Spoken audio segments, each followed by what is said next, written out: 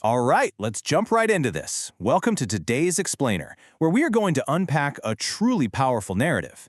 We're looking at a story, a parable really, that completely flips the script on what it means to lead, to govern, and to serve others, especially when things go totally sideways.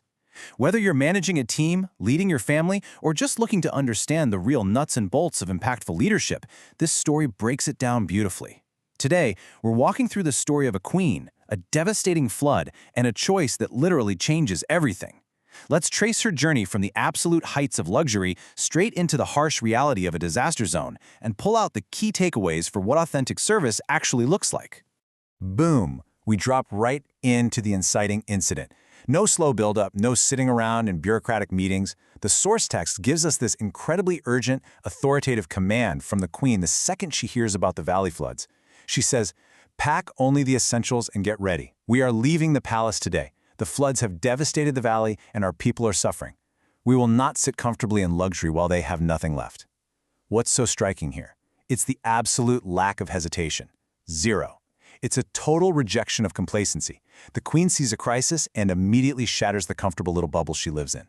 It's a massive, definitive statement. Leadership is absolutely not about enjoying the perks, but about taking on the burdens of the people you lead. And this perfectly illustrates the massive gulf that so often exists between leaders and those they serve. On one hand, you have the palace, literally the definition of sitting comfortably in luxury. Safe, dry, totally insulated from the chaos of the outside world.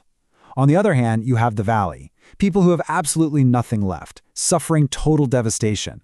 In so many organizations, leaders just stay in the palace, right? They might send aid or, thoughts and prayers, but they physically stay put. But the queen in our story realizes that true leadership means closing that gap.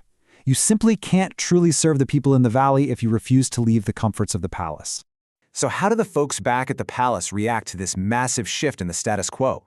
Well, the source notes that upon hearing her command, the maids stop, exchange surprised but really proud glances, bow deeply, and immediately start packing crates. The absolute crucial point here is how this kind of leadership inspires followers. First, there's shock, right? Because, let's be real, this isn't how royalty usually acts. But that surprise instantly turns into immense pride. Why? Because people are downright desperate for leaders with a strong moral compass. When a leader makes a completely selfless, courageous call, it electrifies the entire team. That deep bow isn't just some dusty royal formality. It's profound respect for a leader who is actually leading by example. And that respect triggers immediate, mobilized action. But hey, vision is nothing without execution. Instantly, the whole royal court turns into this fast-paced disaster relief operation. Step 1. The Golden Palace Guards and maids mobilize. Just think about that imagery for a second. Golden Guards. These are people meant for purely ceremonial stuff, suddenly repurposed for gritty humanitarian aid. Step 2. They're hauling large wooden chests and sacks. Step 3. Securing the actual essentials like clean water, warm blankets, clothes, and non-perishable food. The whole vibe of this scene shifts from stiff and regal to powerfully urgent. It just proves that when the mission is crystal clear and morally grounded, every single resource, no matter how fancy or golden, can be redirected for the greater good. And we really get to trace this physical and atmospheric journey. In the morning, they are leaving these pristine palace grounds. By midday, they're slogging through muddy, waterlogged roads. And by the afternoon, the view outside the window is just grim. Ruined fields, cloudy skies. It is a literal descent from extreme privilege straight into harsh reality. The environment just drastically shifts around them, preparing the queen and us as the audience for the gravity of what's to come. It's such a great reminder that getting to where the real work actually happens is rarely a smooth ride. You've got to navigate the mud and the mess you used to be totally insulated from. Okay, so now we've finally hit the emotional climax of the narrative. The convoy rolls up to a makeshift, super muddy campsite right in the middle of the flooded village. Just picture the stark contrast here. A gilded royal carriage pulling up into a desperate, displaced community camped out in thick mud. This is where the rubber meets the road, or I guess where the royal carriage meets the mud. It's the ultimate moment of truth. Will she stay in the carriage and sort of just orchestrate things from a clean, safe distance, or is she going to bridge that final, most difficult gap? Well, notice the very explicit choice she makes here. The source specifically highlights that she totally disregards her royal dress getting ruined and steps directly into the thick mud. This is, hands down, the most important action in the entire story. Her dress is the ultimate symbol of her status, her wealth, her separation from everyday folks. By willingly trashing it in the mud, she is literally stripping away the barriers between her and the flood victims. She's prioritizing human connection and immediate service over her own optics, her own cleanliness, and her ego. It's just this unbelievably powerful visualization of selfless action. She's not just dropping off resources, she's stepping right into their physical reality.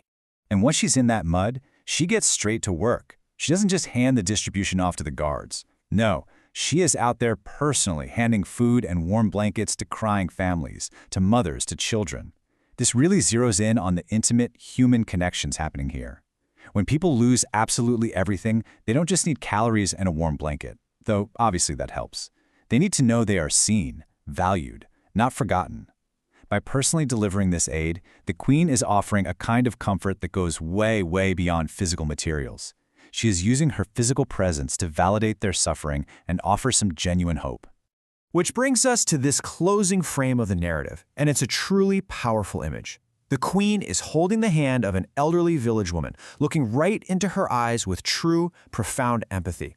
All the grand logistics, the carriages, the guards, all of that just completely fades into the background here. It leaves just two human beings connecting in a moment of extreme vulnerability. And this is the absolute core of genuine servant leadership. It's not just about managing a crisis efficiently, it's about the willingness to look someone in the eye, hold their hand, and share their pain. Empathy is the one thing you just can't delegate. It has to be experienced face to face. So what does this all mean? It brings us to the absolute core truth of this entire story. True royalty is defined by service, not a crown.